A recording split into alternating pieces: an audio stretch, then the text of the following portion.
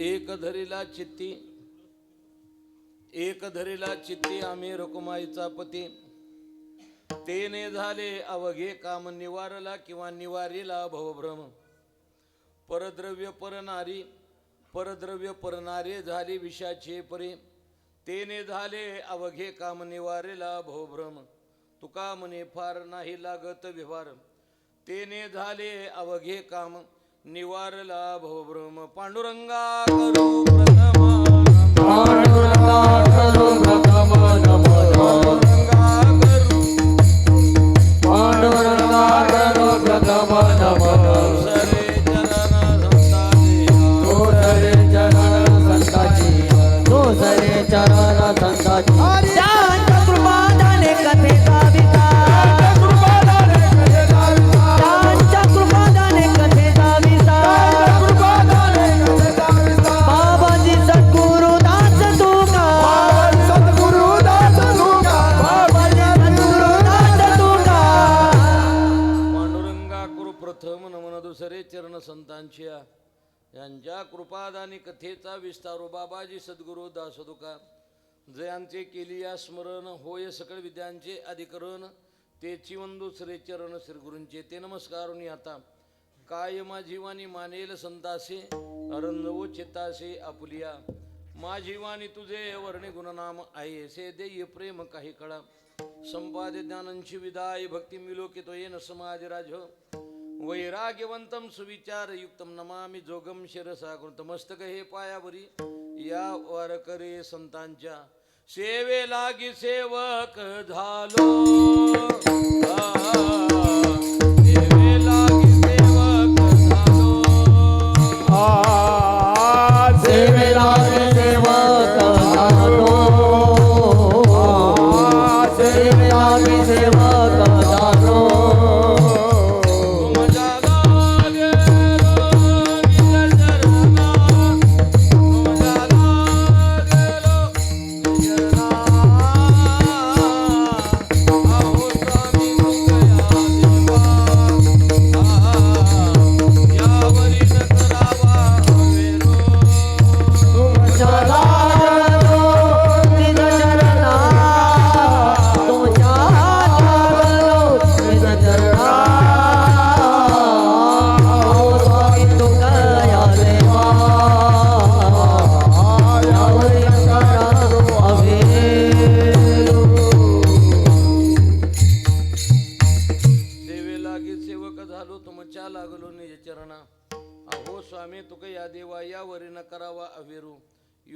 प्रवेश मम वाचि मिमां प्रसुप्तां संजीवयत्यखिल शक्तिधर स्वधाम्ना. अन्यांश हस्तचरण श्रवणत्वगादीन प्राणानमो भगवते पुरुषाय तुभ्यं. शिवभोळा चक्रवर्ती त्याचे पाय माझे चित्ते, वाचे वदता शिवनाम तया न बाधे. क्रोध काम धर्मार्थ काम मोक्ष शिवादेकता प्रत्यक्ष. एका जनार्दने शिव निवारे कळी काळाचा भेव. एक धरेला चित्ती आम्ही रकुमाईचा पती, तेने झाले अवघे काम निवारला किंवा निवारीला भवभ्रम. प्रस्तुत कीर्तनरूपी सेवेकरता घेतलेला अभंग संत श्रेष्ठ जगद्गुरु तुकोबारा यांचा 4 चरणाचा मार्मिक असा अभंग आहे. आमगावर चिंतन करत असताना समस्त ग्रामस्थ मंडळ कमळेश्वर पिंपळगाव यांचे विद्यमाने गेल्या अनेक वर्षापासून 37 वर्ष झालं, ह्या 38व्या वर्षामध्ये आपण पदार्पण करतोय. आणि त्याच्यातील माझी असणारी ही चिंतन सेवा त्या ठिकाणी घडली. गतवर्षी मला त्या ठिकाणी चिंतन सेवा मिळाली समस्त ग्रामस्थ मंडळाच्या वतीने. आणि ती करत असताना सारासार विचार करा उठाउठी नामधरा कंठी विठोबाच्या या अभंगाच्या वर आपण चिंतन केलं. कारण कोणत्या गावामध्ये आपण कोणता अभंग घेतला हे कीर्तनकारांना लक्षात ठेवावं लागतं. डबल अभंग झाला तर त्याचं डिपॉझिट जप्त होतं, पण त्यांना लक्षात ठेवावं लागतं. या दृष्टिकोनातून पाठीमागे झालेला अभंग मी सांगून गेलो. आणि मला परंपरा 2 आहेत. एक परंपरा म्हणजे वारकरी फडकऱ्याची 340 वर्षाची माझ्या घराण्यामध्ये परंपरा चालत आली. आणि दुसरं म्हणजे या महाराष्ट्राला 80% कीर्तनकार ज्या संस्थेने फुकट आणि मोफत दिले ती संस्था म्हणजे गुरुनाम गुरु सद्गुरू जोग महाराज वारकरी शिक्षण संस्थेचा मी विद्यार्थी आहे. त्याच्यामुळं माझ्या तोंडातून येणारे जे काही शब्द आहेत ते सर्व कंपनीचा माल आहे, चायना नाही. मी जे 2 तास बोलेल ना त्या अभंगाला अभंगाला धरून यथायोग्य रीतीनं अभंगाला प्रतिसाद देण्याचं काम त्या ठिकाणी मी करेल. माझे सहकारी आदरणीय आबा, आमच्या अहिल्यानगरचे जिल्हाध्यक्ष विश्व वारकरी संघाचे आदरणीय आबा या ठिकाणी आज आलेत. नंतर माझे सहकारी आमचे कोठोळे महाराज असतील, पांचाळ महाराज असतील, पुरी महाराज असतील, आणि ज्यांच्या युगानं म्हणजे ग्रामस्थाच्या वतीनं आम्हाला तुकाराम महाराज म्हणजे आमच्या वाशी तालुक्याचे अध्यक्ष, ही सर्व मंडळी, अण्णा असतील, आदी करून सर्व परिसरातील गायक वादक मंडळी सर्वांचं योगदान, त्याच्यामधील ही चिंतन सेवा वेळेमध्ये सुरुवात झाली. वेळेमध्ये कीर्तनाचं चिंतन मांडत असताना आमचे गुरुवर्य संदीपान महाराज हासेगावकर दादा एक 2-3 प्रकाराने अभंगाचं चिंतन मांडण्याचा प्रयत्न त्या ठिकाणी करत असतात. तुकोबारांना विचारलं, महाराज तुम्ही चित्तामध्ये जे धरले ना ते कोणाला धरलं, तुम्ही आम्हाला त्याचं उत्तर द्या ना. तर तुकोबारांनी सांगितलं, आम्ही रुक्माईचा पती त्या ठिकाणी या चित्तामध्ये धरला. मग तुम्ही जर देवाला धरला असेल तर अगोदर ते तुमच्या हृदयामध्ये नसायला पाहिजे, नंतर तुम्ही त्याला धरला पाहिजे. जर अगोदरच देव जर हृदयामध्ये असेल तर तुम्ही धरला का म्हणता त्याला? एक प्रमाण झालं. तर महाराज म्हणतात तोपर्यंत तर देव धरता येत नाही, आणि एकदा जर देव धरला तर तो संत महात्म्याच्या हृदयामधून चित्तामधून तो बाजूला जात नाही. जर महाराज आम्ही तो रुक्माईचा पती धरला तर त्याचा फायदा तुमच्या जीवनात काही झाला का? तुकोबाराय म्हणतात, माझ्या जीवनामध्ये जे काम होतं ना ते काम झालं. कोणतं? देव हृदयामध्ये धरल्यामुळं, चित्तामध्ये धरल्यामुळं. तेने झाले अवघे काम, निवारला भवभ्रम. माझ्या ठिकाणी जो भ्रम होता तो भ्रम नाहीसा झाला. जरा माफी मागून 2 उदाहरण देतो. वारकरी संप्रदायामध्ये येणाऱ्या कीर्तनकारांना 2-3 गोष्टी सांभाळायच्या असतात. एक परद्रव्य आणि दुसरी गोष्टी परनारी. या दोन्ही गोष्टीपासून जर मनुष्य सावध राहिला तर आयुष्यभर त्याला कधी काही त्या ठिकाणी कमी पडत नाही. परद्रव्य परनारी पुढे झाली विषयाची परे, एवढं जर तुम्ही केलं ना तर बाकीचा व्यवहार करायची गरज नाही. म्हणून तुका म्हणे फार नाही लागत व्यवहार, तेने झाले अवघे काम, निवारला भवभ्रम. हे अभंगाचं तात्पर्य. विठाला विठाला विठाला विठाला विठाला विठाला. आता अभंगामध्ये प्रवेश करताना 4 गोष्टींनी करावं लागेल. पहिली गोष्ट, माणसाचं जे मन आहे ना ते मन एका ठिकाणी स्थिर राहत नाही. मन, बुद्धी, चित्त आणि अहंकार, पहिलं जे असणारं मन आहे ते मन एका ठिकाणी माणसाचं स्थिर राहत नाही. गीता ग्रंथ सांगतो, जगद्गुरु तुकोबाराय सांगतात, काय सांगतात? काय काय करीतो या मना, पर्यनायके नारायणा करू नये त्याची करी विवंचना किंवा विटंबना, पतना नेऊ आदरिले. माणसाचं मन एका ठिकाणी शांत राहत नाही. याच्याकरता गुरुवर्य मारुती बाबा कुरेकर बाबा एक उदाहरण देत असतात. माकड चंचल आहे का स्थिर आहे? बोलत राहा. माकड चंचल आहे. मग माकड जर चंचल असेल आणि त्या माकडाला जर समाधी लागली, योग्य का अयोग्य? माकड समाधी बसेल? बसणार नाही. महाराज त्या ठिकाणी म्हणतात, माकड आहे आणि त्या माकडानं त्या ठिकाणी त्या माकडाला विंचू चावला, ते आणखीन चंचल होईल का नाही? बोलत राहा माझ्याबरोबर. चंचल होईल का नाही? माकड अगोदर चंचल, त्याच्यामध्ये त्याला चावला विंचू, पुन्हा ते चंचल झालं. त्याच्यामध्ये त्याला लागलं भूत, बोला, ते पुन्हा आणखीन चंचल झालं. आणि जरा माफी मागून बोलतो, त्याच्यात त्यानं पिली मदिरा म्हणजे दारू, पुन्हा ते आणखीन चंचल झालं. तसं माणसाचं मन हे चंचल एका ठिकाणी स्थिर राहत नाही. म्हणून महाराज त्या ठिकाणी म्हणतात की गीता सांगते, चंचलम ही मन कृष्ण परमात्मा बहुत चंचल चपल जाता येता न लगे वेळ, जाता येता न लगे वेळ, जाता येता न चंचलाचा बळ, जाता येता न लगे वेळ, जाता येता न लगे वेळ, येता न लगे वेळ. बहुत चंचल आणि चपळ हे मन आहे. मनो मधु करो मेघो मानिनी मधुनो मरुत मा मधु मरकटो मकरो मकारा दश चंचला. याच्यामध्ये 10 गोष्टी चंचल सांगितल्या. त्याच्यात तुम्ही दिलेलं प्रमाण आहे. त्याच्यामध्ये पहिल्या क्रमांकाला मन एका ठिकाणी स्थिर राहत नाही, ते चंचल चपळ आहे, महाराज या ठिकाणी सांगतात. आणि ही गोष्ट सांगत असताना महाराजांनी त्या ठिकाणी सांगितलं, बहुत चंचल चपळ जाता आणि येता नलगे वेळ. कीर्तनामध्ये मनुष्य बसतो पण सगळं घर गाव त्या ठिकाणी फिरून येतो. हे तुमच्या प्रमाणात उत्तर आहे. आमच्या जोग महाराज वारकरी शिक्षण संस्थेची परंपरा आहे. एखाद्यानं जर प्रमाण दिलं तर त्याचं विश्लेषण केल्याशिवाय, थोडंसं प्रमाण म्हटल्याशिवाय पुढे जायचं नाही. याला म्हणायचं बाप दाखव नाही तर श्राद्ध घाल. त्याच्यातले विठाला विठाला विठाला विठाला विठाला विठाला. हे जर मन एका ठिकाणी स्थिर राहत नाही तर त्याच्याकरता गोड उदाहरण देतो आणि अभंगामध्ये मी प्रवेश करतो. गटाराला जर मोठं व्हायचं असेल आबा तर त्या गटारानं काय करावं लागतं, वाहत वाहत त्या ठिकाणी ओढ्याला जाऊन मिळायचं. ओढ्याला जर वाटलं आपल्याला मोठं व्हायचं तर त्या ओढ्यानं वाहत वाहत जायचं, नदीला जाऊन मिळायचं. आणि नदीला वाटत असेल ना आपल्याला मोठं व्हावं तर तिनं समुद्राकडे जायचं. समुद्राकडे गेली की त्या ठिकाणी तिचं वाहन समाप्त झालं.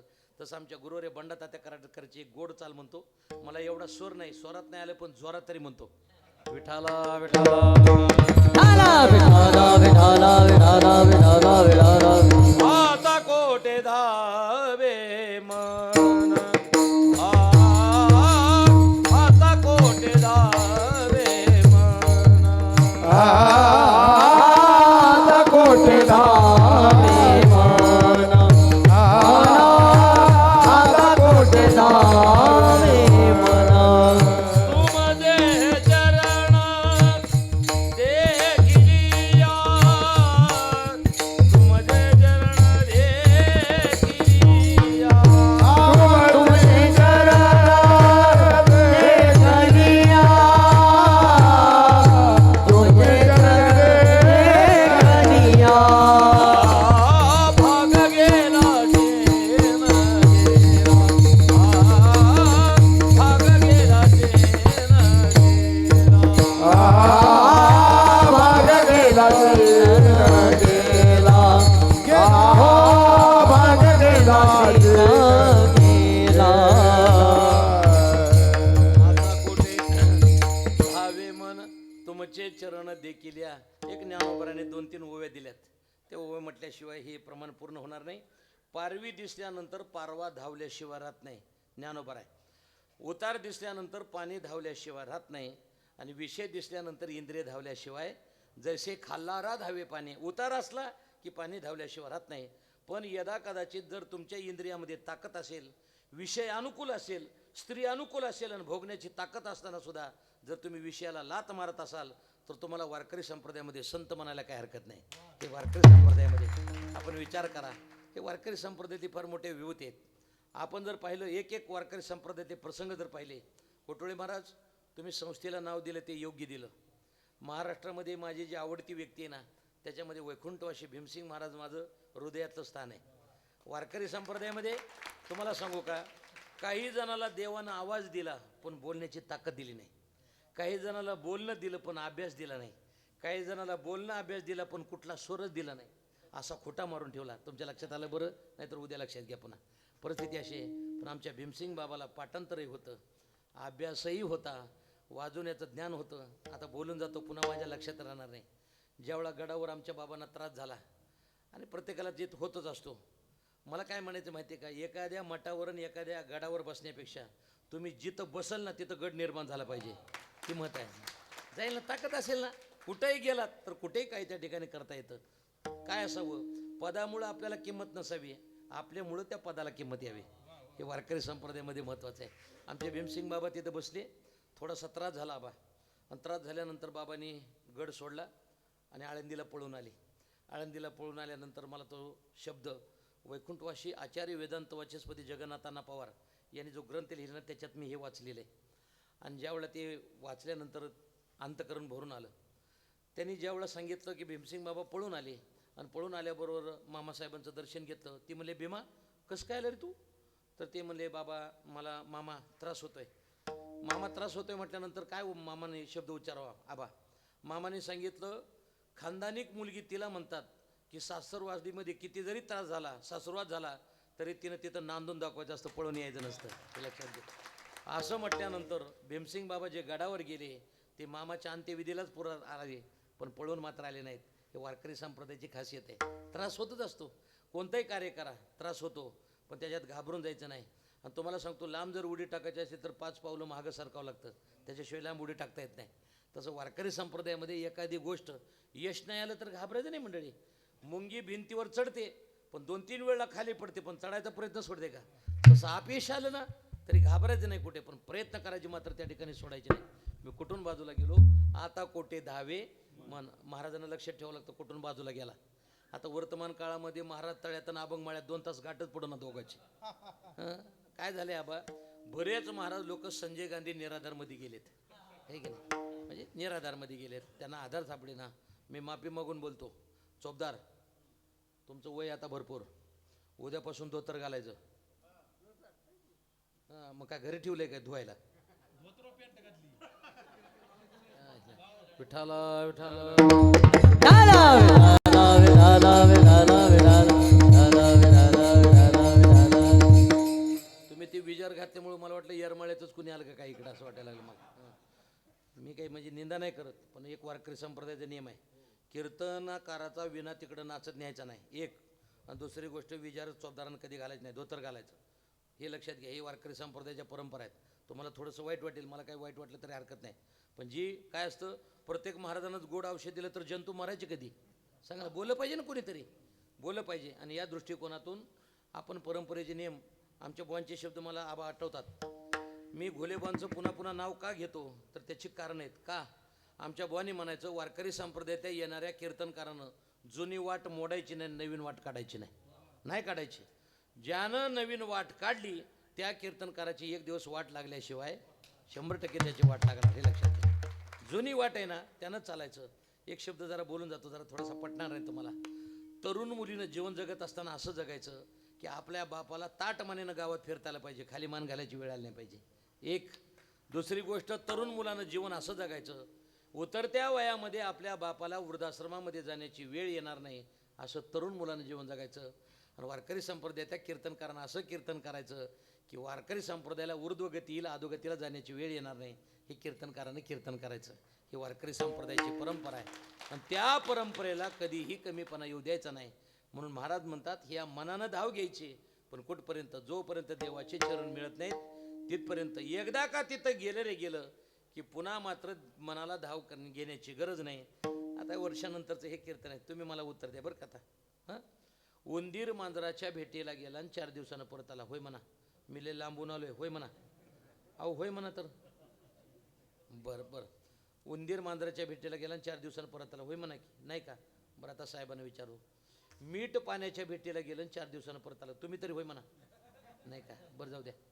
साप मुंगसाच्या भेटीला गेला आणि 2 दिवसानं परत आला, तुम्ही तरी होय म्हणा, नाही की नाही? बरं चला, प्रमाण जर पाठ असेल ना पुरी महाराज तर मनात ये. माझ्या ज्ञानोबाने सांगितलं, कापूर अग्नीच्या भेटीला गेला आणि 2 दिवसानं परत आला. विठ्ठला विठ्ठला विठाला विठाला विठाला विठाला. कापुराची वाती उजळली, कापुराची वाती उजळली, कापुराची वाती उजळली ज्योती, कापुराची वाती उजळली ज्योती. थाईची समाप्ती झाली जैसे, थाईची समाप्ती झाली, ओ हा ठाईची समाप्ती झाली जैसे, हा ठाईची समाप्ती झाली जैसे. हरी मुखे म्हणा, हरी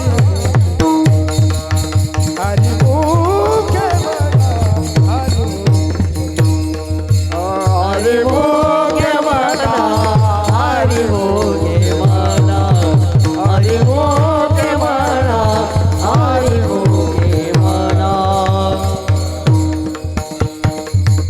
कापुराचे वाती उजळल्या ज्योती, ठाईच समाप्ती. महाराज म्हणतात, कापूर अग्नीच्या जवळ गेला की समाप्त झाला.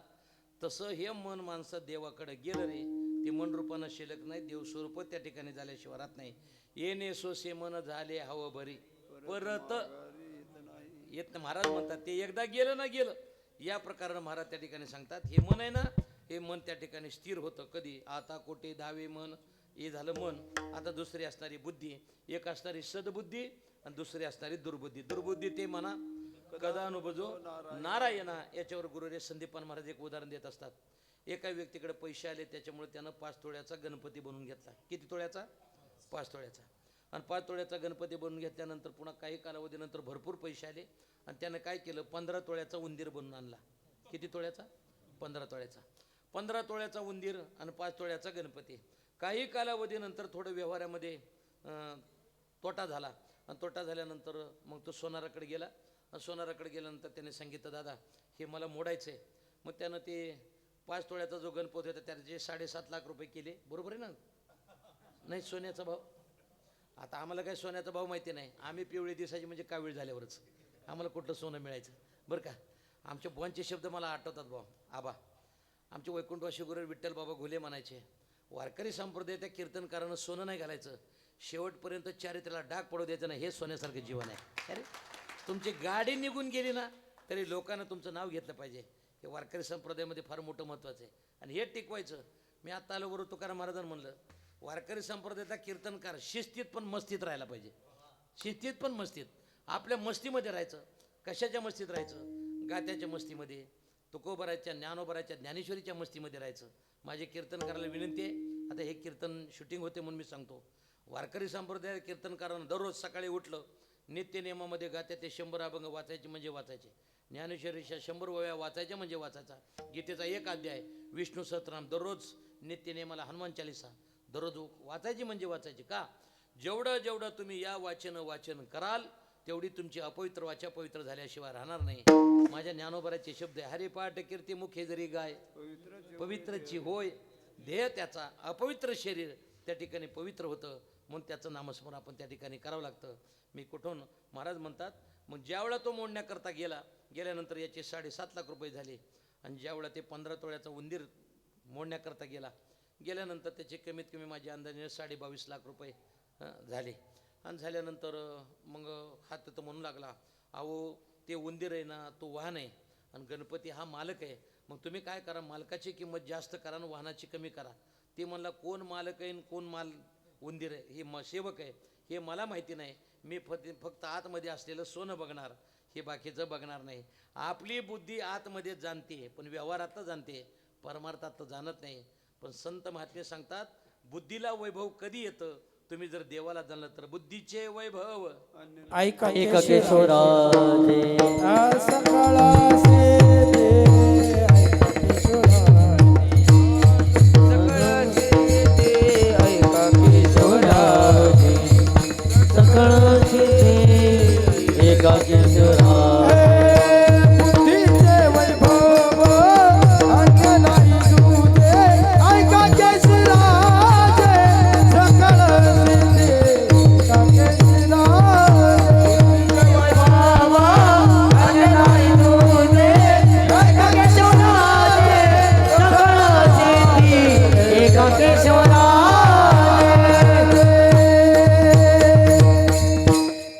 महाराज म्हणतात, एका भगवंताला जाणलं की बाकीच्या सगळ्या गोष्टी जाणल्या जातील. आता याचं उत्तर मला लगेच देता येईल. महाराज त्या ठिकाणी म्हणतात, एक शब्द आला, एका देवाला जाणलं की सगळं त्या ठिकाणी जाणलं. त्याचं उत्तर पुढे देईल. महाराज म्हणतात, काय करा, या बुद्धीनं त्या देवाला जाणलं की त्या बुद्धीचं त्या ठिकाणी वैभव, एक सद्बुद्धी आणि दुसरी असणारी दुर्बुद्धी. आता इथपर्यंत आलो. आता तिसरं मला त्या ठिकाणी चित्त घ्यायचं नाही, अहंकार घ्यायचा आहे. अहंकार का घ्यायचा आहे? कोणत्या दिवशी माणसाला जायचं हे माहिती नाही.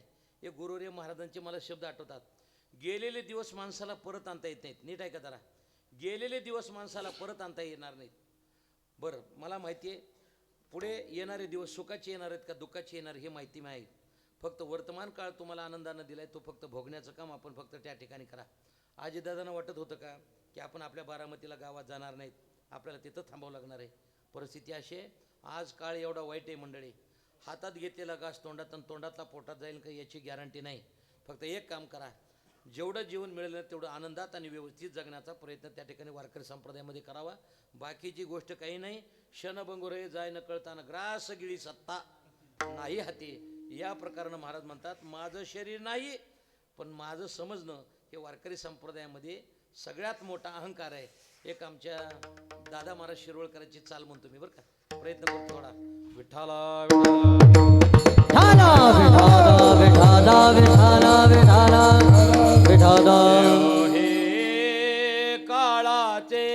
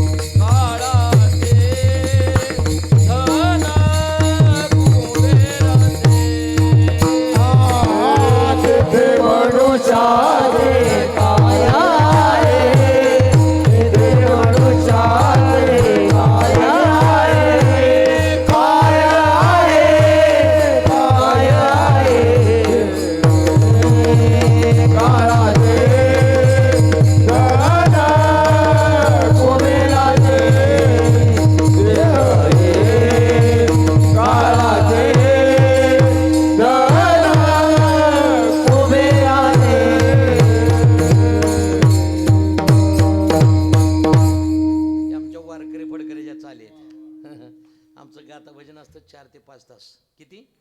4 ते 5 तास. सुंदर ते ध्यानला किंवा रूपपाताला झालेली चाल ह्याचे दान देगा देवापर्यंत 200-250 चाली होतात, पण डबल ऐकायला तुम्हाला भेटणार नाही. मला जास्त पाठ नाहीत, पण वजन पाडण्याकरता 5-6 पाठ केले आहेत मी बी. महाराज त्या ठिकाणी म्हणतात, देव हे काळाचे धन कुबेराचे ते मनुष्याचे. काय आहे, एक ना एक दिवस आपल्याला हे शरीर सोडावं लागणार आहे. मी तुम्हाला बोलून जाईल. महाराज कोणत्या दिवशी सिलेंडर भरून आणला हे माहिती आहे, पण कोणत्या दिवशी संपणार याची तारीख मात्र कोणाला माहिती नाही. मिळालेला जन्मदिवस आपण साजरा करू शकतो, पण कोणत्या दिवशी जायचं आहे हे मात्र आपल्याला त्या ठिकाणी माहिती नाही. म्हणून महाराज म्हणतात, सर्वात मोठा अहंकार जर कोणता असेल, शरीर माझं म्हणणं हा अहंकार आहे. आता येतो चित्तावर. तसं महाराजांना विचारलं, महाराज सांगा ना की तुमचं काय मत आहे, हा भगवान परमात्मा तुमच्या चित्तामध्ये नव्हता का? तुकोबराय होतात ना. कसा होता? माझे चित्त तुझे पायी राहू ऐसे करी काही धरोनिया बाही भवा तारी दातारा. या प्रकारानं महाराजांना विचारल्यानंतर महाराज म्हणतात, एक गोड उत्तर आहे बघा, प्रमाण आहे तुकोबरायचं. तुकोबराय म्हणतात, पेरू परिपक्व झाला ना, पोपटाला निमंत्रण द्यायची गरज नाही, स्वतः पोपट त्या ठिकाणी येतो. तशी तुमच्या चित्ताची अवस्था परिपक्व झाली रे झाली, स्वतः भगवान परमात्मा तिथे येऊन राहतो. विठाला विठाला विठाला विठाला विठाला विठाला विठाला विठाला का म्हणे चित्त खरा निर्मळ, तुका म्हणे गीता निर्मळ, ओले गोपाळ राहे ते, ओले गोपाळ राहे ते. आय ओळी गोपाळ राय रे, ओळी गोपाळ राय रे. ए तुका म्हणे चित्त खरा रे निर्मळ, तुका म्हणे चित्त करा रे निर्मळ, म्हणे चित्त खरा रे निर्मळ. तुका म्हणे चित्त करा रे निर्मळ.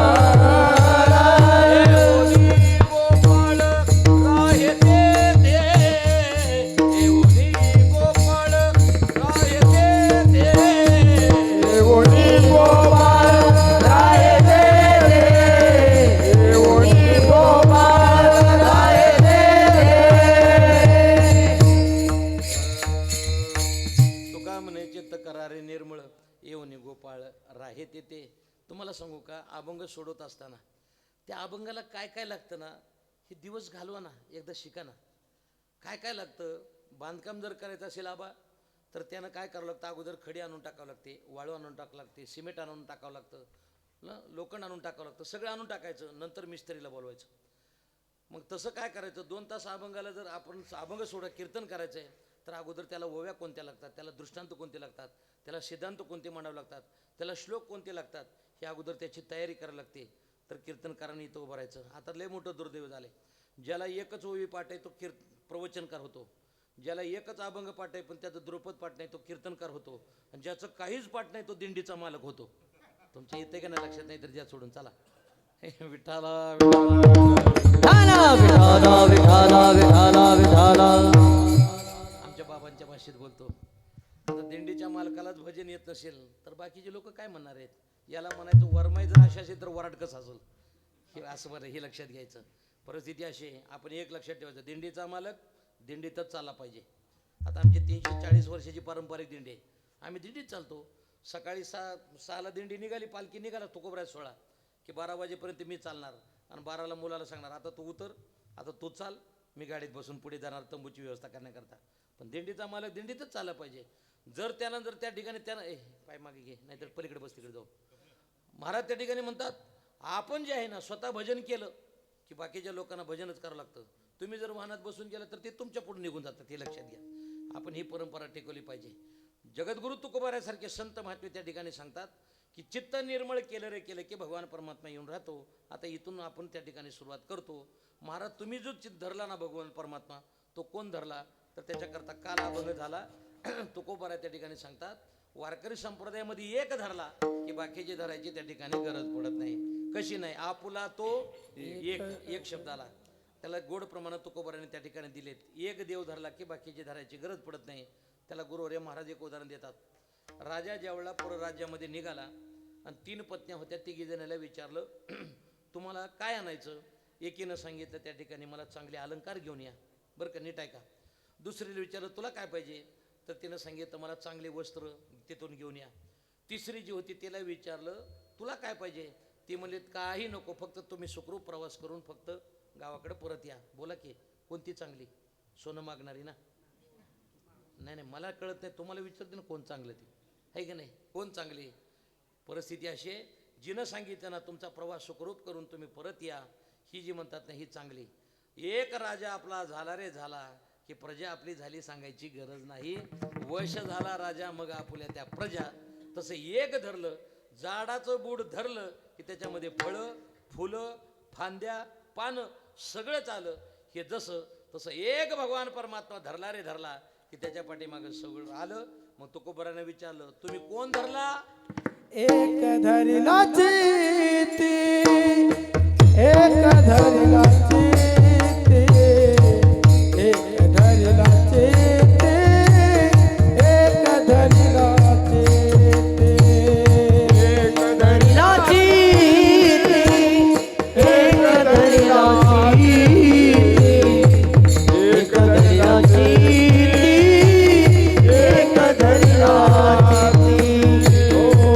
एक धरिला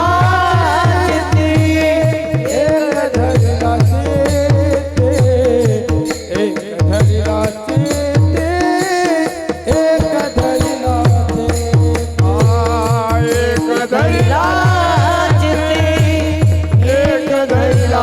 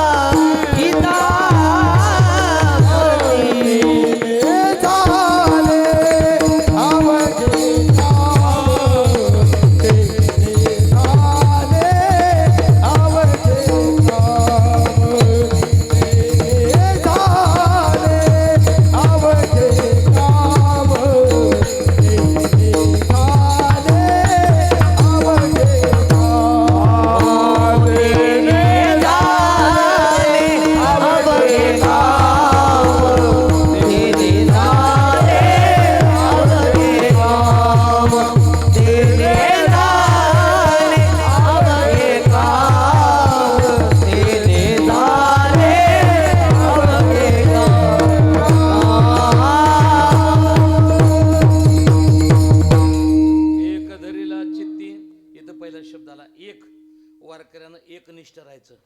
वारकऱ्यानं निष्ठा कधी घाण टाकायची नाही. गोड उत्तर देतो वारकरी संप्रदायात. ज्यावेळेला गंधमादन आला त्या ठिकाणी कुंभकर्णानं धरलं आणि धरल्यानंतर कुंभकर्ण पुन्हा पुन्हा त्या गंधमादनाला म्हणायचा तू फक्त एक काम कर. ते म्हणलं काय करायचं? तू फक्त रामाचं म्हणण्याच्या ऐवजी रावणाचं म्हण. तुझा किती मोठा घोटाळा असू दे आमच्या पक्षात आला की तुझं सगळं मिटलं. बोला की तुमच्या लक्षात येईल. चला या प्रकारानं त्या ठिकाणी त्याने सांगितलं आणि परिस्थिती अशी झाली. गंधमादन म्हणलं काय म्हणतो रे कुंभकर्णा? ते म्हणलं काय म्हणतो म्हणजे तू फक्त रामाचा म्हणण्याच्या ऐवजी रावणाचा म्हण, मी तुला सोडून देतो. आणि हे उदाहरण वारकऱ्याने कायम लक्षात ठेवायचे.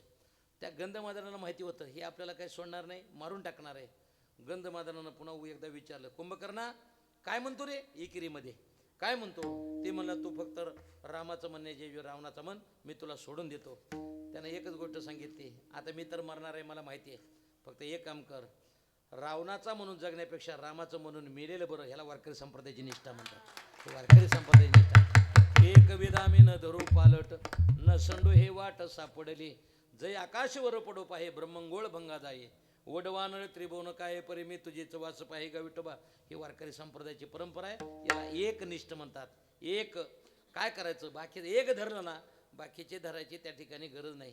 काय ज्ञानोबरांनी गोड उदाहरण दिले. ज्ञानोबराय म्हणतात अंग गोरे आणि तरुणी वरी लेले आहे लेणे परी एक लेणी प्राणी सांडिले जेवे. सुंदर मुलगी, अंगावर वस्त्र आहेत, अंगावर चांगले अलंकार आहेत, पण ज्ञानोबराय म्हणतात त्याच्या शरीरामधून एक प्राण निघून गेला तर त्या शरीराला काय किंमत आहे. प्राण गेली या शरीर काय करील व्यवहार, एकाला फार मोठी किंमत आहे. आमचे गुरुरे महाराज सांगायचे की 1 कोटीचं हॉस्पिटल बांधले पण आतमध्ये डॉक्टरच नाही. काय करणार. 1 कोटीचं मंदिर बांधले पण त्याच्यामध्ये देवाची मूर्तीच नाही. मंदिर काय कामाचं आहे. नदीचं पात्र मोठं आहे पण आतमध्ये पाणीच नाही. नदी काय कामाची. तसं एवढं मोठं शरीर आहे आणि एक भगवान परमात्मा जर निघून गेला तर त्या शरीराला त्या ठिकाणी किंमत नाही. मी तुम्हाला सांगू का, चालवणारा, याला बोलायला लावणारा, याला ऐकायला लावणारा जर कोण असेल ना तर तो भगवान परमात्मा आहे. तयाचे भजन तयाचे भजन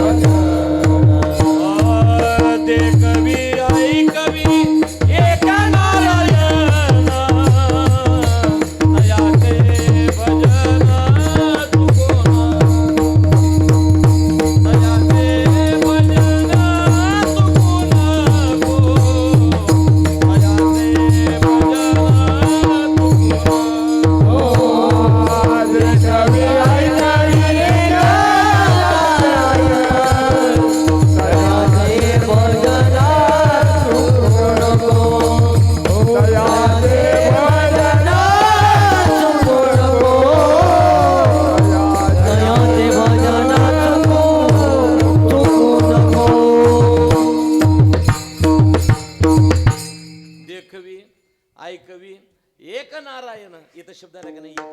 तयाचे भजन चुकू नको. आम्ही बऱ्याच वेळेला लोकांना म्हणतो पंढरपूरची वारी करा बरं का. वारी करा म्हटल्यानंतर ते म्हणतात देव आम्हाला बोलवत नाही. बोला की हे एवढे भाग्यवान आहेत का ह्यांना देवानं बोलवायला. ठीक आहे ना.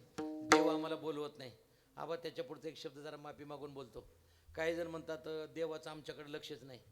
मी म्हणलं देव ज्या दिवशी तुझ्याकडे विशेष लक्ष देईल त्या दिवशी तुझ्या दारात गर्दी होईल.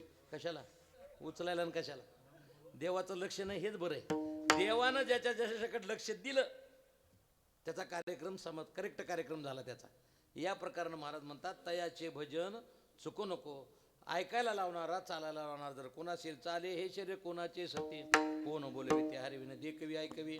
तुझी सत्यले वेदासी बोलले तुझी सत्यले वेदासी बोलले तुझी सत्यले वेदासी बोलले तुझी सत्यले वेदासी बोलले सूर्यासी चालले तुझी आबळ ओ सूर्यासी चालले तुझी आबळे सूर्यासी चालले तुझी आबळ ओ सूर्यासी चालले तुझी आबळे साधू समर्थ ब्रह्मनाचा धनी ऐसा तू समर्थ ब्रह्मनाचा धनी ऐसा तू समर्थ ब्रह्मंडाचा धनी ऐसा तू समर्थ ब्रह्मंडाचा धनी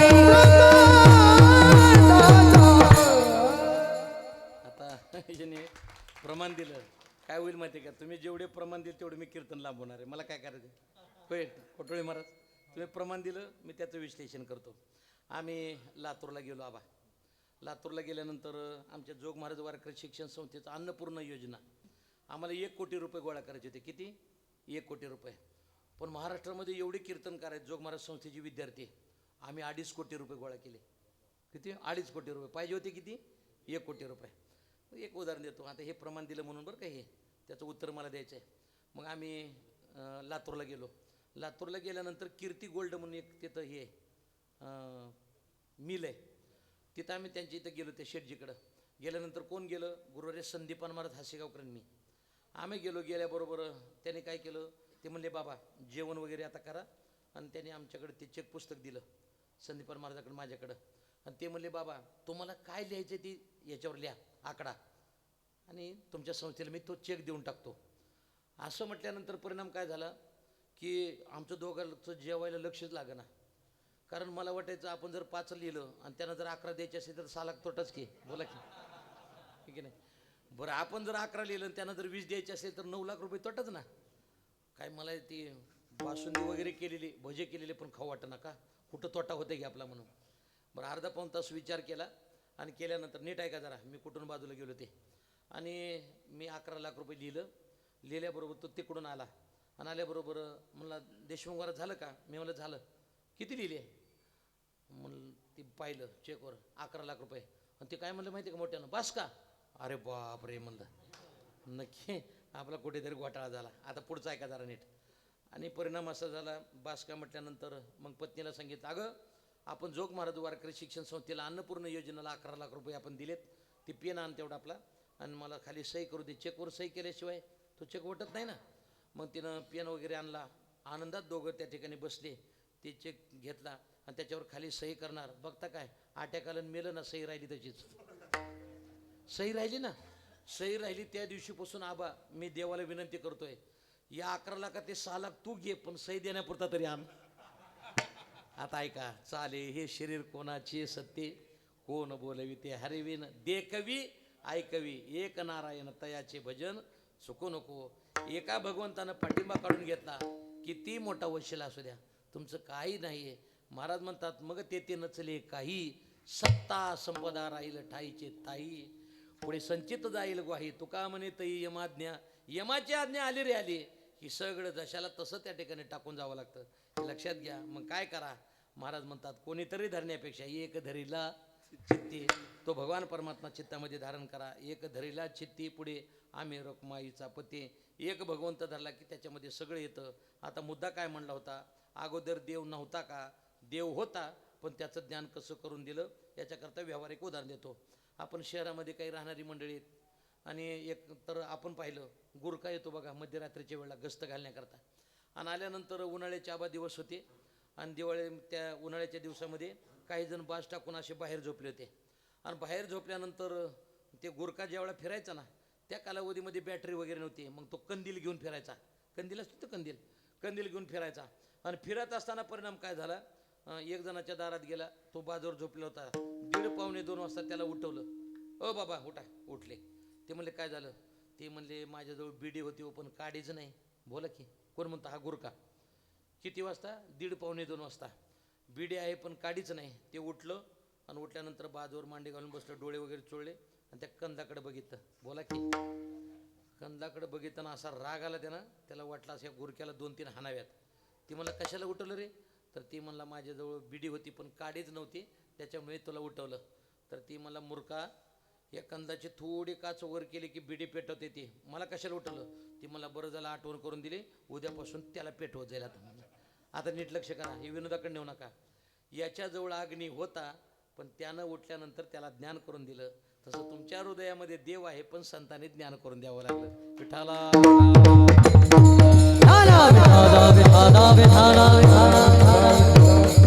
तैसा हृदयामध्ये मी रामू असता सर्व सुखाचा आरमारू की भ्रांतासी रामू विषयावरी सर्वा घटे राम दे एक धरेला चित्ती. तो भगवान परमात्मा त्या चित्तामध्येच आहे. हे जुनी कीर्तनकार मंडळी वैकुंठवाशी रामकृष्ण महाराज वरबगावकर म्हणून गेले आमचे वरबगावला. आम्ही त्यांना आप्पा म्हणायचो. आप्पा एक उदाहरण द्यायचे की काय झालं की बऱ्याच वेळेला देव आपल्या जवळ असतो. एक साधू महात्मा तपश्चर्या करण्याकरता चंद्रभागेच्या कडेला बसल्यानंतर एक चोर दररोज यायचा गप्पा मारत बसायचा पाया पडायचा. तुम्हाला सांगतो लय जर लोक एखादा व्यक्ती जर दररोजच लय पाया पडायला लागला तर ओळखायचं काहीतरी धोका आहे आपल्याला. बोला की तुमच्या लक्षात येतं की नाही. हां मग त्यावेळेला तो यायचा दररोज गप्पा मारायचा बसायचा. मग त्याला कळालं की ही लोखंडाची पेटी आहे आणि या लोखंडाच्या पेटीमध्ये परेश ठेवलेला आहे. कशामध्ये लोखंडाच्या पेटीमध्ये परेश ठेवलेला आहे. मग एक दिवस साधू महात्मा कधी चंद्रभागेला स्नानाला जातो हे पाहिलं आणि बरोबर ती पेटी उचलली चोरून घेऊन गेल्यानंतर दुसऱ्या दिवशी आला साधू बरोबर गप्पा मारायला लागला. साधूला विचारलं कसं काय चाललंय. ते मला कालपर्यंत बरं चाललं होतं पण तू पेटी नेल्यापासून आनंद आहे. बोला की ते म्हणला तू पेटी नेल्यापासून आनंद आहे. तर त्यानं काय उत्तर दिलं आबा? तो म्हणू लागला, तुम्ही एवढी मोठी दाढी वाढवली, जटा वाढवल्या, कपाळाला गंध लावला, गळ्यामध्ये माळा घातल्यानं खोटं बोलता का? ती साधू म्हणला, काय खोटं बोललो? ती म्हणले, तुम्ही जो परीस ठेवलाय तो कशात ठेवलाय? तर ते म्हणले, त्यात तू चोरून नेल्या पेटीमध्येच आहे. ते म्हणला, बाबा किती खोटं बोलता, लोखंडाच्या पेटीमध्ये जर परीस ठेवला असता तर लोखंडाची पेटी लोखंडाची राहिली असती का? बोला बोला ना, राहिली असती का? तर ते म्हणले, उद्या पेटी घेऊन ये, मी तुला दाखवतो त्याच्यातच आहे का नाही. आहे का नाही म्हटल्यानंतर तो पेटी घेऊन आला आणि आल्यानंतर परिणाम काय झाला? या लोखंडाच्या पेटीमध्येच परीस ठेवलेला होता, फक्त कापडामध्ये गुंडाळून ठेवलेला होता. नीट आहे का? कापडामध्ये गुंडाळून ठेवला होता. परिणाम काय झाला? साधूनं सांगितलं, बाबा लोखंडाच्या पेटीमध्येच परीस आहे, पण लोखंडाची आणि परीसाची गाठ का पडत नाही? आतमध्ये पडदा अडवा आहे म्हणून. तसं देव आपल्या हृदयातच आहे, पण वासनेचा पडदा जोपर्यंत आहे तोपर्यंत देव आपल्याजवळ आहे असं वाटत नाही. म्हणून एक धरीला चित्ती आम्ही रुक्माईचा पती. रुक्माईचा पती का म्हणायचं? त्याचं उत्तर असं आहे की ज्या वेळेला आमच्या सत्यभामा मातेनं नारदाला विचारलं, नारदजी जर भगवान परमात्मा जन्मोजन्मी पती मिळावा असं जर वाटत असेल तर काय करावं लागतं? ते म्हणले, जो मनुष्य या जन्मामध्ये वस्तुदान देतो त्याला पुढच्या जन्मामध्ये ती वस्तू मिळत असते. ते म्हणले, मग नारदा घेता का देव? घेता का देव? अहो घेता का देव?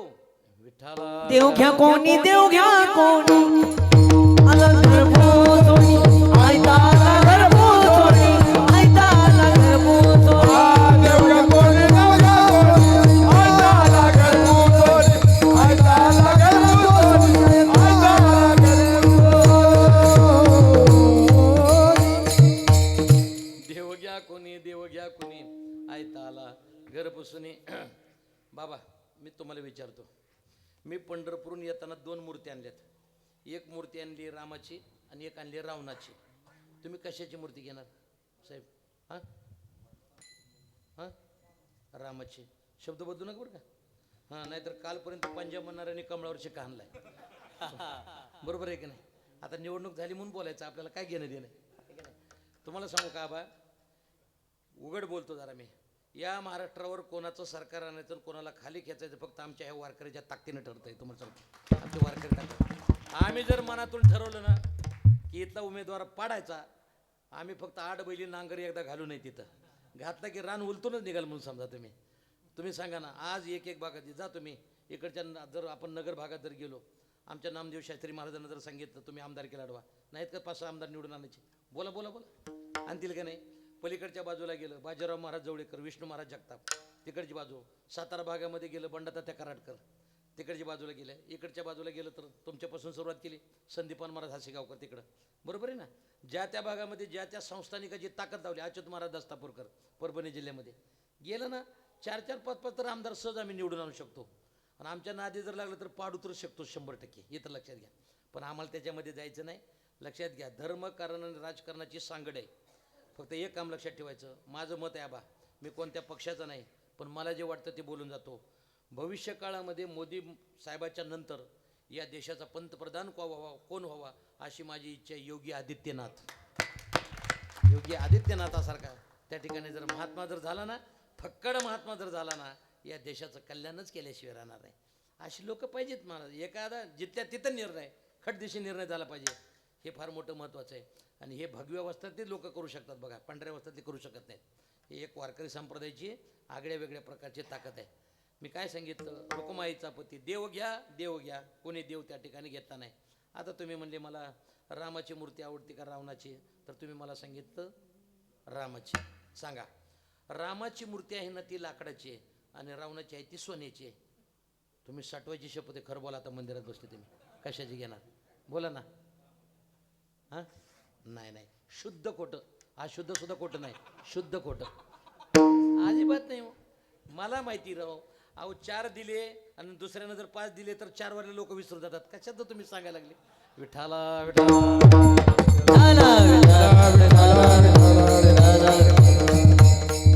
इथं माणसाला किंमत नाही, इथं पैशाला किंमत आहे. तुम्ही काय सांगता? ही दुर्दैवाची गोष्ट आहे.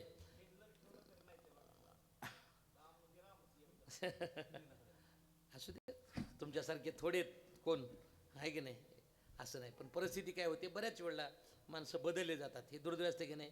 हां जाऊ द्या, आता हे शूटिंग पुरं तेवढेच शॉर्ट टेकील. कुठे ती शूटिंग करणार? एका इंदुरेकराची कड लावली, आता माझी लावू नको फक्त झालं म्हणजे विठ्ठला विठ्ठला विठाला विठाला विठाला. आई साहेबांनी देव घ्या कोणी देव घेतला नाही. का घेतला नाही? देव जर घेतला तर त्याच्या पाठीमागं 16,108 पत्न्या, त्यांची असणारी लेकरं घ्यायचे कोणी. मग ते आम्हाला देव नको म्हणून सांगितलं. का? आमचे बुवा म्हणायचे ज्याचं पुण्य जास्त आहे त्याला देव आवडतो आणि ज्याचं पाप जास्त आहे त्याला विषय आवडतात. विषयाचा पडी पाडो गोड परमार्थ लागे कडू, कडू विषय तो गोड जीवाशी झाला. आम्हाला वाईट विषय त्या ठिकाणी गोड वाटतात. मग त्यांनी सांगितलं कोणीच घ्यायला तयार नाही. आईसाहेब म्हणतात नारदा तुम्ही घेता का? ते म्हणले आम्ही घ्यायलाच बसलोय. काय म्हणले? घ्यायलाच बसलोय. आबा आपल्या इकडं जो नगर मार्गे आपण जातो का नाही, नगर ते अहिल्यानगर ते पंढरपूर, त्या मार्गावर 2 टोल नाके आहेत.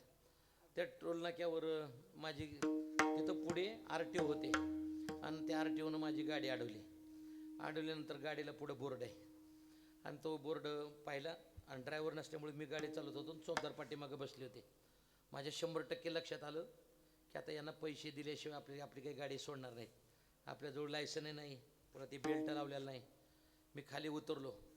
आता 2,000 रुपये तर आपल्याला 100% द्यावे लागणार. पण आबा आपण या हातानं कधी कोणाला दिलेलं नाही. बोला की तुमच्या लक्षात येतं का नाही? आपण घेतलेलं आहे पण कधी कोणाला दिलेलं नाही. आता मी मला आपली पहिलीच वेळ आहे भाऊ आता द्यायची. मग मी विचार केला चौकदाराला म्हणलं तुम्ही काय उतरू नका, मी उतरलो खाली आणि उतरल्याबरोबर साहेबांना विचारलं साहेब कोणतं गाव? ते म्हणले काय नाही गपचिप ती 2,000ची पावती पडा, गाव फिव विचारू नका. मी म्हणलं गाव तर सांगा. ते मला उदगीर. आम्ही म्हणलं मी बाबळगावचा हाव, आमची भाषा लातूरची. मी बाबळगावचा हाव, विलासरावच्या गावचा. काय नाव? म्हणलं देशमुख. म्हणलं जमलं, जवळ आलं ते. उदगीर आणि लातूर जवळ आहे ना.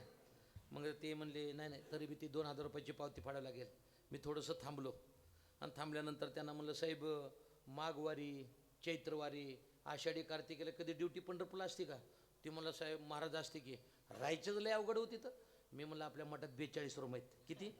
42. कधी आलं ना हक्कानं मला फोन करायचा, एक रूम तुम्हाला 7-8 जणात मी देतो. ते काय म्हणलं माहिती का? महाराज चहा प्यायल्याशिवाय मी जाऊ देणार नाही. मी म्हणले प्यायल्याशिवाय जाणारच नाही, तुला रुपये देणार नाही म्हणलं. विठ्ठला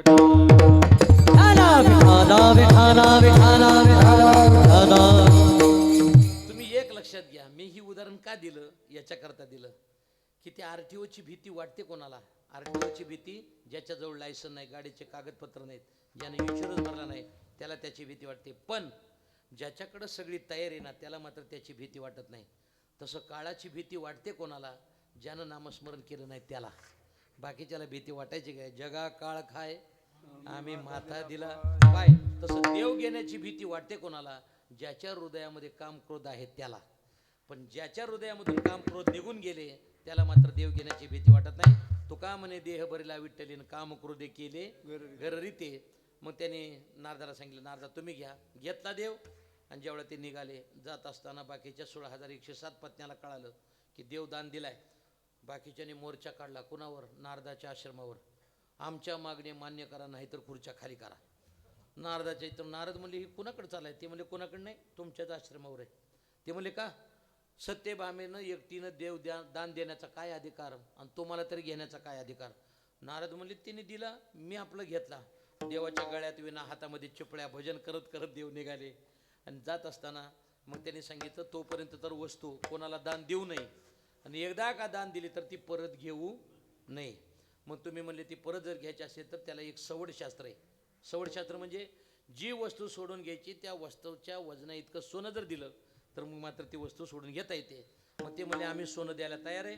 एका तराजूमध्ये भगवंताला घातलं आणि एका तराजूमध्ये 16,107 म्हणजे रुक्माईच्या व्यतिरिक्त 16,107 पत्न्यांनी सोनं टाकलं. पण सोनं काही मोजलं जाईना. सोन्यानं भगवंत मोजला जात नाही. रुक्मिणी माता बाजूला थांबलेल्या होत्या. त्यांनी विचार केला भगवंत सोन्यानं मोजला जाणार नाही. सर्व सोनं बाजूला काढलं. दारा तुळशीचं वृंदावन होतं तिथे गेल्या. एक तुळशीचं पत्र घेतलं आणि बरोबर तराजूमध्ये टाकलं. टाकल्याबरोबर भगवंत मोजला गेला. आता मला मुद्दा काय सांगायचा आहे? जे 16,107 पत्न्याकडून मोजला गेला नाही तो रुक्मिणी मातेच्या एका पानानं मोजला गेला. मग तुकोबाराय म्हणतात बाकीच्याचा पती म्हणण्यापेक्षा रुक्माईचा विठाला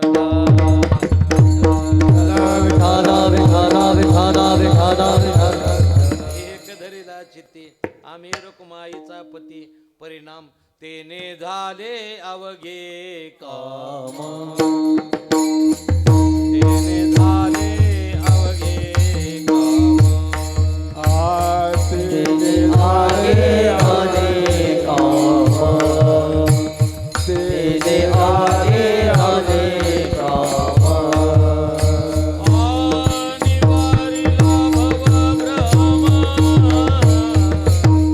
निवारिला भवभ्रमा निवारिला भवभ्रमा तेने झाले अवघे काम तेने झाले अवघे निवारला भव ब्रह्मा तेरे झाले अवघे काम तेरे आगे आगे काम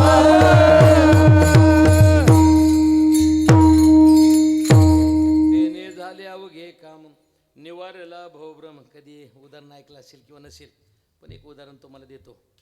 आपल्याला जर या ठिकाणी आपला तालुका वाशी आहे, आपल्याला जर वाशीला जायचं असेल तर आपल्या गावापासून बीडपर्यंत जरा लांबचा प्रवास आहे. बीडपर्यंत जर जायचं असेल तर ज्या गावापर्यंत आपल्याला जायचं आहे तोपर्यंत आपल्याला कंडक्टरचं ऐकावं लागेल की नाही. म्हणजे जोपर्यंत प्रवास पूर्ण होत आहे तोपर्यंत कंडक्टरचं ऐकावं लागतं. जोपर्यंत रोग बरा होत नाही तोपर्यंत डॉक्टरचं ऐकावं लागतं. घर पूर्ण जोपर्यंत होत नाही बांधकाम तोपर्यंत इंजिनियरचं ऐकावं लागतं. आणि जोपर्यंत कीर्तन पूर्ण होत आहे तोपर्यंतच महाराजाचं बरं झालं म्हणजे इथे भेटलं हे की नाही. म्हणजे महाराज त्या ठिकाणी. पण एक लक्षात घ्या, यांचं तेवढ्यापुरतं ऐकायचं, पण संत महात्म्याचं मात्र जन्मापासून ते शेवटच्या श्वासापर्यंत कायम त्यांचं आपण त्या ठिकाणी ऐकायचं. काम झालं म्हणजे काय झालं तर माझ्या ज्ञानोबरांनी ओवी दिली, तृप्ती झाली या जैशी साधने सरती आपैसी देखे आत्मतुष्टी तैसी कर्मी नाही जववरी अर्जुना तो बोध भेटेना मना तवची या साधना भजावी लागे. जोपर्यंत साध्य मिळत नाही तोपर्यंत साधन करावं लागतं. साध्य प्राप्त झालं की साधन सोडून दिलं तरी जमतं. पण परमार्थामध्ये मात्र तसं नाही. तुका म्हणे मुक्ती परी नली आता दिवस चारी खेळी मिळी. राहिलेलं आयुष्य सुद्धा परमार्थात घालायचं. पण तेने झाले अवघे काम निवारला भवभ्रम. कोणता भ्रम आहे तर बऱ्याच वेळा लोक त्या ठिकाणी देवाला मानत नाहीत. याचं एक उदाहरण त्या ठिकाणी देतो आणि मध्यंतरीचं वेळेमध्ये मी भजन घेतो. काय झालं बाबा, एकनाथ महाराज हांडे म्हणून एक माझा मित्र आहे, एकनाथ बरं का. तो एकनाथ आणि मी जगन्नाथ, आमची दोन्ही आम्ही आणि आम्ही दोघे जण नांदेडला गेलो. नीट आहे का, भ्रम निवारला भवभ्रम.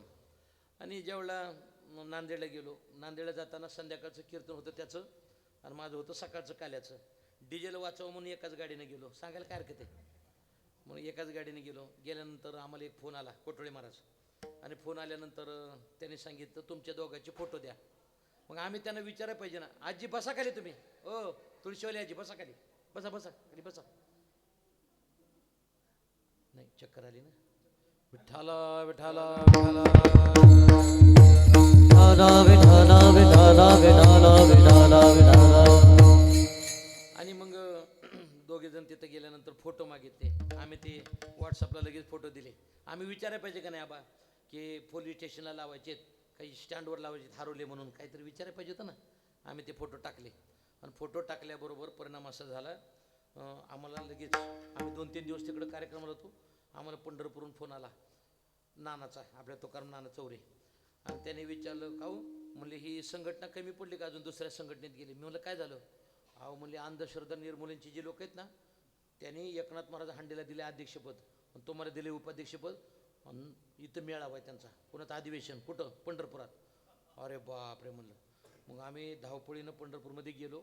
कमीत कमी 150 ते 250 ते मोठमोठे डिजिटल लावलेले आणि त्याच्यावर आमचे दोघांचे फोटो, एकीकडे एकनाथ आणि एकीकडे जगन्नाथ. आता काय करावं, वारकऱ्याने तर एवढ्या शिव्या दिल्या आम्हाला, मी मोबाईलच बंद करून टाकला. म्हणलं 2 दिवस हे जोपर्यंत अधिवेशन होत नाही तोपर्यंत आपलं बंद ठेवा.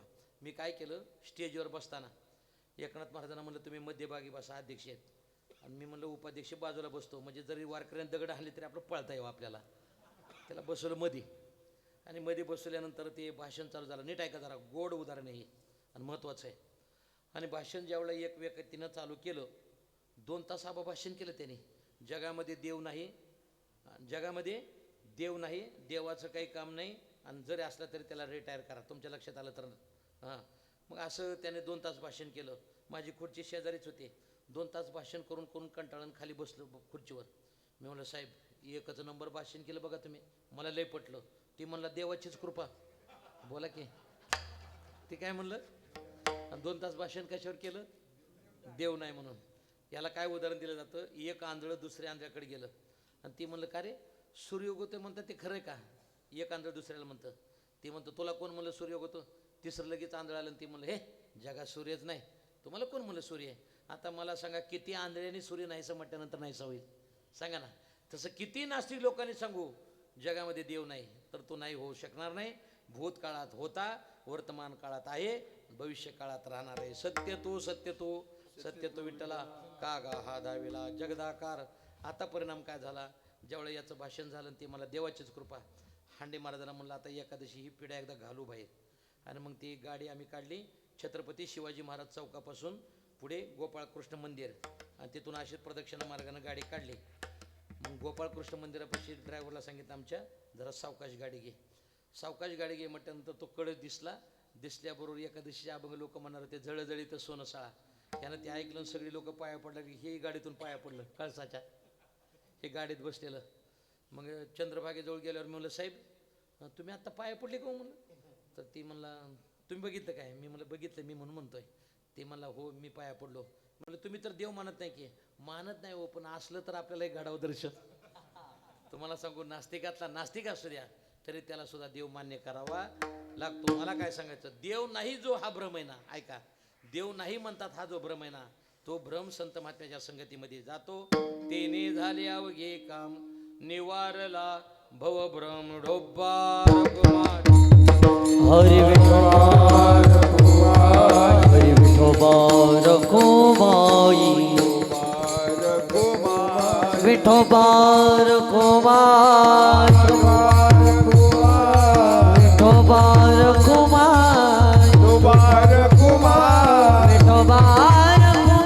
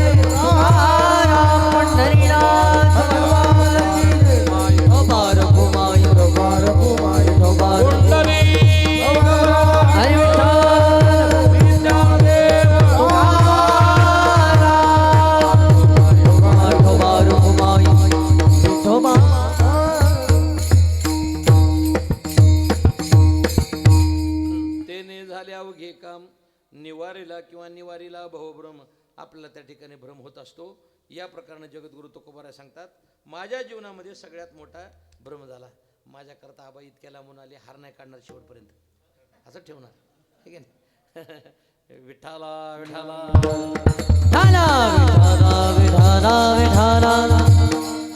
तुम्हाला सांगू का, हे माझ्यापेक्षा वयाने मोठी माणसं, आदरणीय आमचे आबा असतील, आमचे तुकाराम मामा चौरे, मी त्यांना नाना कधी म्हणत नाही, मी मामा म्हणतो.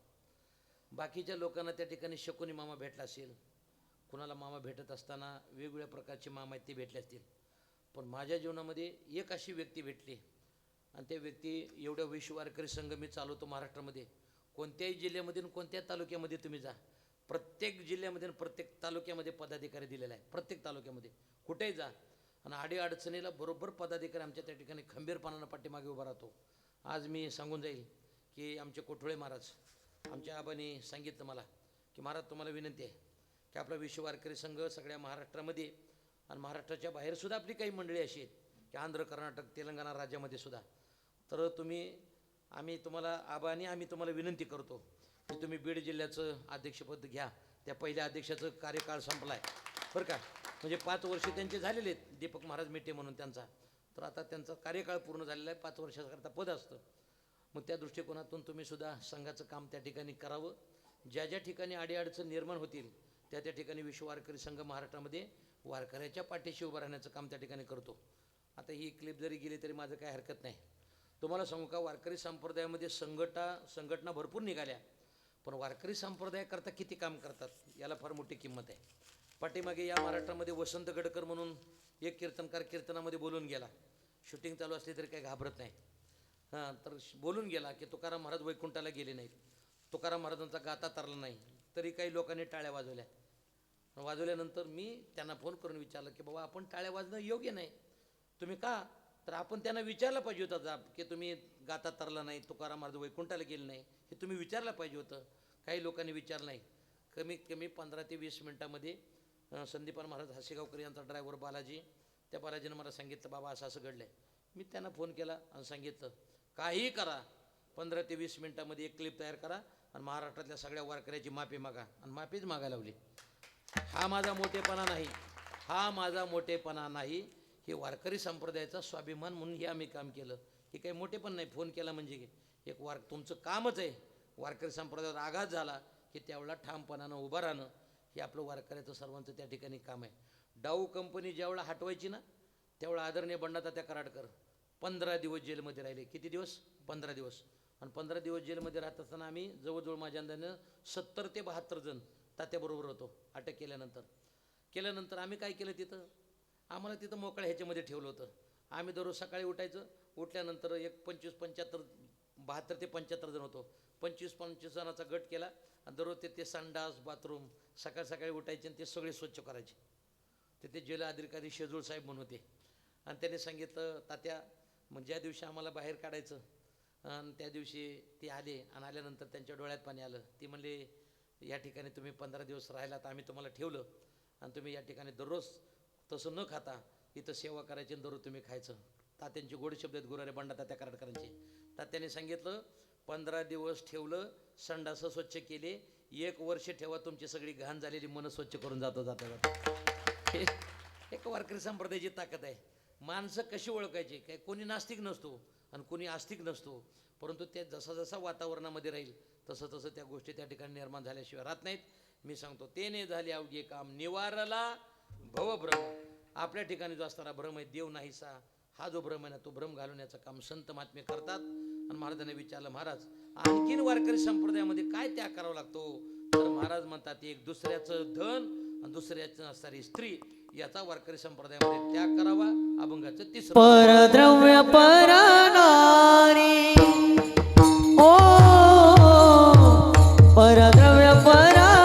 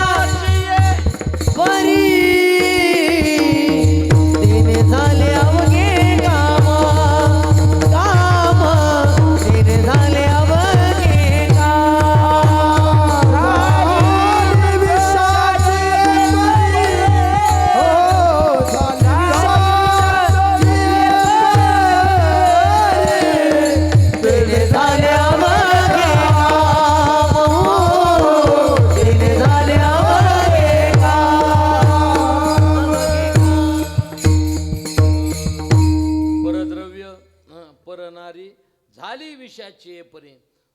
परद्रव्य म्हणजे दुसऱ्याचं द्रव्य. 2च उदाहरण देतो. बरोबर वेळेवर माझ्या गळ्यात विणा आला 9 वाजता. वेळेवर बरोबर 11 वाजता मला कीर्तनाची सांगता करायची. 2 गोष्टी आहेत, दुसऱ्याचं धन आणि दुसऱ्याची असणारी स्त्री. त्याच्यावर लक्ष माणसाचं गेलं की मनुष्य समाप्त झाल्याशिवाय राहत नाही. त्याला 2 उदाहरण देतो. दुसऱ्याच्या धनाकरता मरणारा दुर्योधन आणि दुसऱ्याच्या स्त्रीकरता मरणारा रावण.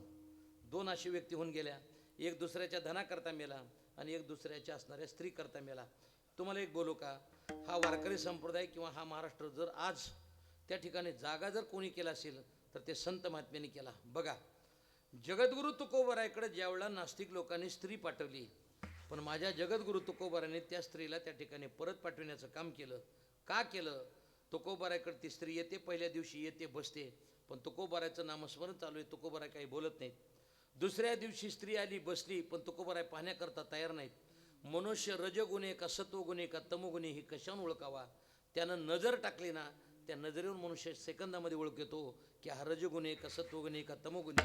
काय माझ्या ज्ञानोबराने गोड उदाहरण दिले. झाड जाणी जे फुले, मानस जाणी जे बोले, भोगे जाणी जे केले पूर्वजन्मीचे. मनुष्य कसा आहे, कशावरून ओळखावा? तर त्याच्या नजरेवरून मनुष्य त्या ठिकाणी ओळखता येतो. तसं परिणाम असा झाला, तुकोबराय पाहण्याकरता तयार नाहीत. तिसऱ्या दिवशी स्त्री आली, महाराजांना म्हणली, महाराज मी तुमच्याकरता प्रयत्न करते, पण तुम्ही माझ्याकडे पाहण्याकरता तयार नाही. त्यावेळेला तुकोबराच्या तोंडातून शब्द निघून गेला, आम्ही विष्णुदास तैसे नवो, तैसे नवो, आम्ही विष्णुदास तैसे नवो, आम्ही विष्णुदास तैसे नवो, आम्ही विष्णुदास तैसे जाई हो तुम्हारे नगरी सायास, जाई हो तुम्हारे नगरी सायास, आम्ही विष्णुदास तैसे नवो, तैसे नवो, आम्ही विष्णुदास तैसे नवो, जाई हो तुम्हारे नगरी सायास, जाई हो तुम्हारे नगरी सायास, आम्ही विष्णुदास तैसे नवो रे, आम्ही विष्णुदास तैसे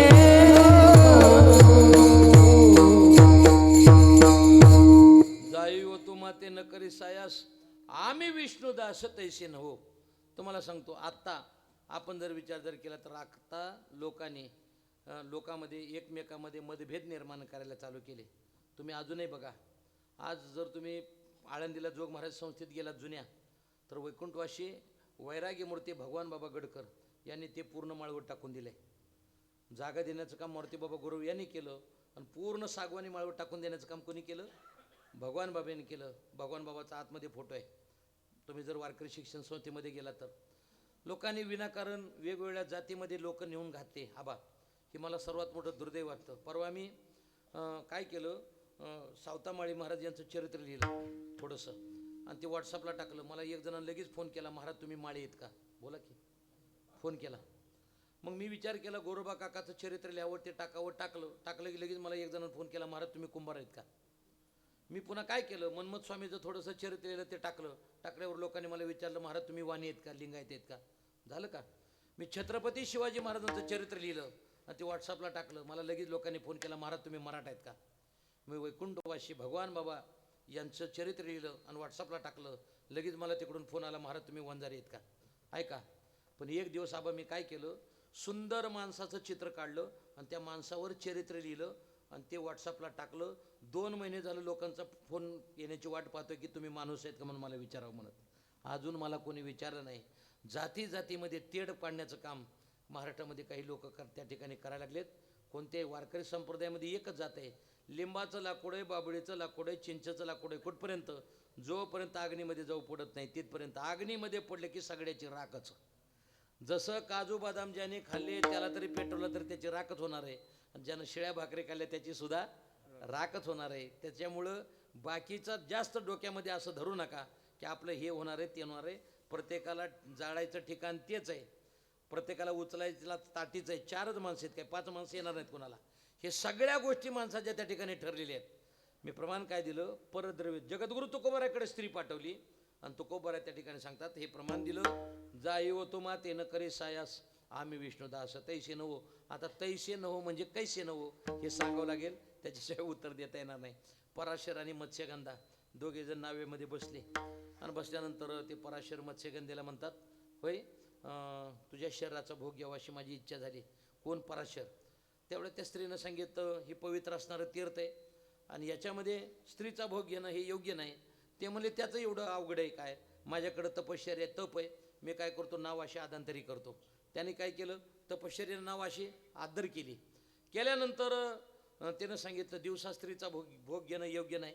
मग त्याने म्हणले, मग असं कर, माझ्याकडे तपश्चर्या आहे, मी काय करतो, दिवसाची रात्र करतो. केली ना. आता नीट ऐका, ज्याला नाव पाण्यावर आधांतरी करता आली, ज्याला दिवसाची रात्र करता आली, पण त्याला काम आवरता आला नाही. म्हणून आम्ही विष्णुदास तैसे नऊ, त्याच्यासारखे आम्ही नऊ.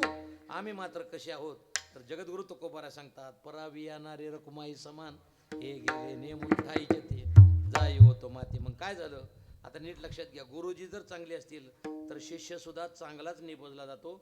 जर गुरु बिघडलेला असेल तर शिष्य सुद्धा बिघडल्याशिवाय राहत नाही. छत्रपती शिवाजी महाराजांनी जर स्त्रीला परत पाठवलं असेल, कुणी? जगद्गुरु तुकोबारांनी स्त्रीला जर परत पाठवलं असेल तर त्या जगद्गुरूचे संस्कार माझ्या छत्रपती शिवाजी महाराजावर झाले. आणि त्याचा परिणाम काय झाला? काय परिणाम झाला? कल्याणच्या सुभेदाराची सून ज्यावेळेला आणली आणि आणल्यानंतर परिणाम असा झाला की ज्यावेळेला मावळ्याने सांगितलं, महाराज तुम्हाला खास भेट आणली, ते म्हणले आणा समोर. समोर ज्यावेळेला ते त्या स्त्रीला आणलं त्यावेळेला त्यांनी सांगितलं, आपल्या बहिणीची किंवा आपल्या त्या ठिकाणी मुलीची आपण जशी बोळवण करतो तिची व्यवस्थित बोळवण करून तिला सन्मानानं तिथं परत पाठवा. हे कोण करू शकतं? ज्याच्यावर संस्कार झाले ते. म्हणून या प्रकारानं महाराज त्या ठिकाणी सांगतात, परद्रव्य म्हणजे दुसऱ्याचं द्रव्य. द्रव्य कमवू नये असं नाही, कमवलंच पाहिजे, पण कसं? जोडून या धन उत्तम व्यवहारे, उदास विचारे वेच करी, उत्तमचे गती तो एक पावेल, उत्तम भोग येल जीवकानी, परद्रव्य परनारी. महाराज म्हणतात, झाली विषयाचे परी, विषयाचे बरं का, विषयाचे नाही, झाली विषयाचे परी. विष म्हणजे महाराज म्हणतात की एखादा विषय ते अंतरणेने ते बापुडे, म्हणून अगत्य सेवने घडे, सांगे पुयपंकीचे किडे काय चिडशी घेते. ज्याला वाईट विषय भोगायची सवय लागली ना त्याला चांगले विषय कधी त्या ठिकाणी गोड वाटत नाहीत. एखादा उपवासी माणूस 7 दिवसाचा आणि त्याच्यासमोर भोजन वाढलेलं आहे, तो जेवायला बसला आणि तितक्यात दुसरा व्यक्ती आला आणि त्याने सांगितलं, किती दिवस अन्न नाही? ते म्हणले 7 दिवस. आता हे खाणार का? हो खाणार ना. नीट पदार्थाकडे बघा, बघितलं तर त्याच्यामध्ये ते विष टाकलेलं पाहिलं. त्यानं सांगितलं आणखीन 7 दिवस उपाशी राहतो, पण मला हे नको. तसं जोपर्यंत एखाद्या पदार्थामधला दोष लक्षात येत नाही तोपर्यंत मनुष्य त्याचा त्याग करत नाही. एकदा का दोष लक्षात आला की झाली विषयाची परी. या प्रकारानं तेने झाले अवघे काम, निवारला भवर हुकामने फार, हुकामने फार,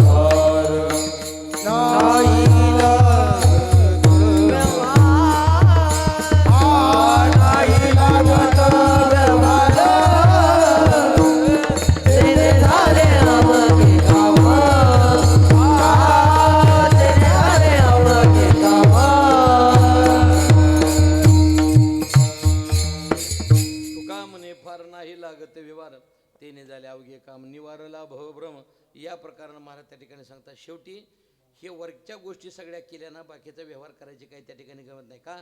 परद्रव्याचा त्याग करा, परस्त्रीचा त्याग करा, भगवान परमात्मा चित्तामध्ये साठवा. एवढा व्यवहार केला की बाकीचा व्यवहार करायची गरज नाही.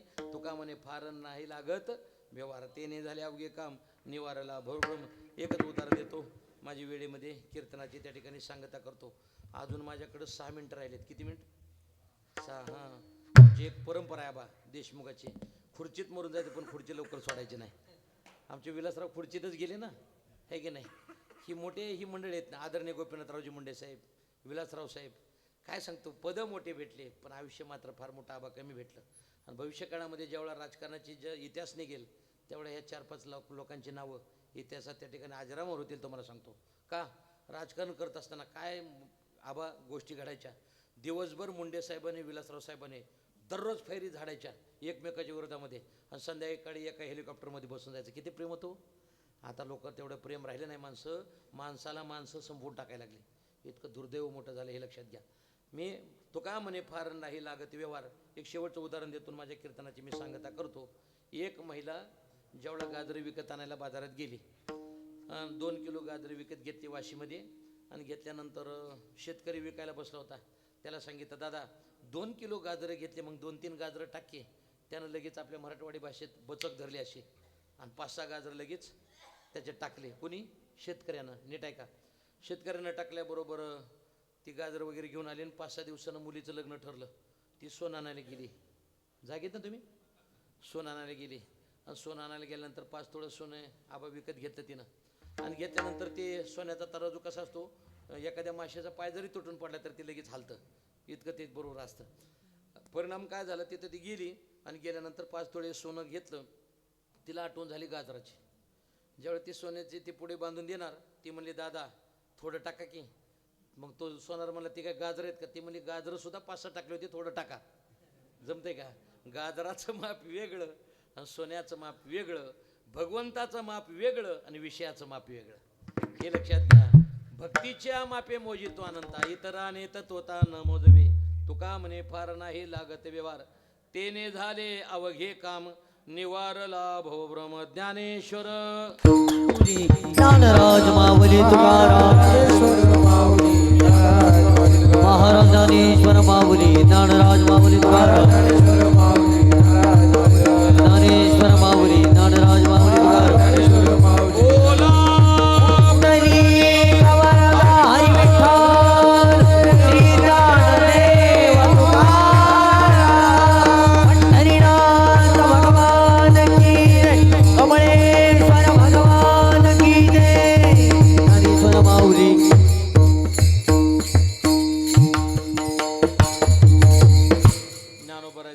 आपण भजन केलं. सर्वांना एक विनंती आहे, वारकरी संप्रदायामध्ये, वारकरी फडकऱ्यामध्ये तुकोबरायचं भजन घेतल्याशिवाय कीर्तनाचं पूर्णत्व नाही. पण गेले एक 10 वर्ष झालं आमचा जो विश्व वारकरी संघ ही संघटना चालू झाली आणि त्यावेळे कालावधीपासून आम्ही थोडंसं बदल केला म्हणता येणार नाही.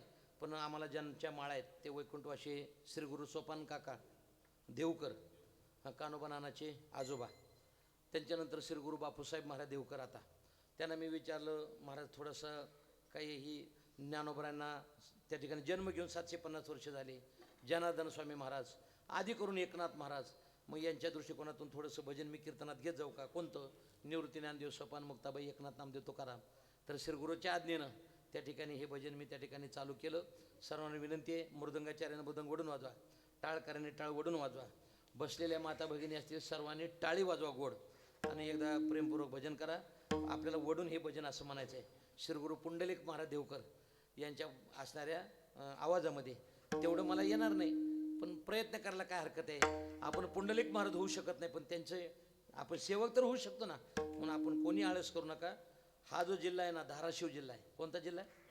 धाराशिव जिल्हा आहे. आणि याच्यामध्ये तेर हे गाव आहे आणि तेर या गावामध्ये संतश्रेष्ठ वैराग्य रागरसिक काकासाहेब आहेत.